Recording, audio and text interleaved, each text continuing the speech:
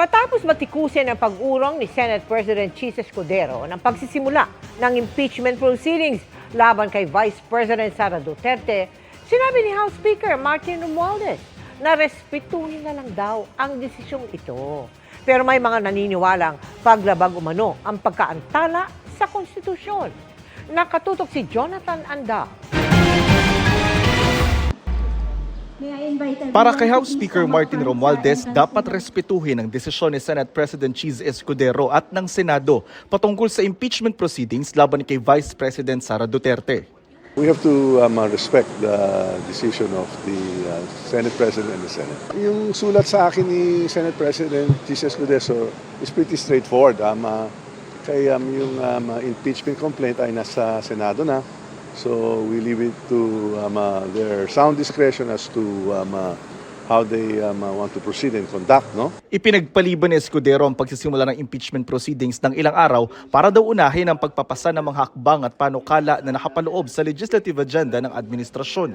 Si Representative-elect Leila de Lima na inaasahang magiging miyembro ng House Prosecution Panel, dismayado sa press conference kanina ni Senate President Chis Escudero. Akala ko yung para bang anuhin na niya, alisin na niya yung mga agam-agam tungkol dyan na magkakaroon pa ba ng trial o hindi.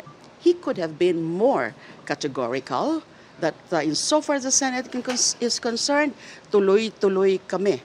I was expecting that kind of a stance sa kanya earlier, but it was not. Ano pa rin, medyo iffy pa rin, right? Kasi hindi pa rin nakakasiguro. Everything is speculative at this point, but we hope things resolve itself positively for all.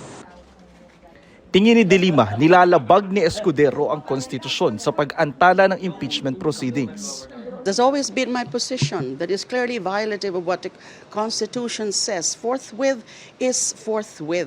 Tsaka ilang beses na yan nadidelay. Ang abogado naman ng ikatlong impeachment complaint hindi pa masabi kung anong gagawin nila sakaling hindi matuloy ang impeachment trial. It must happen. It is unthinkable constitutionally. From a perspective of a student of Constitution, it is unthinkable for the Senate not to proceed with the impeachments of the impeached official in the person of the Vice President of the Republic of the Philippines. Kanina nagpulong sina De Lima at iba pang naghain ng impeachment complaint para pag-usapan ang susunod nilang hakbang. Para sa GMA Integrated News, Jonathan Andal, nakatutok, 24 oras.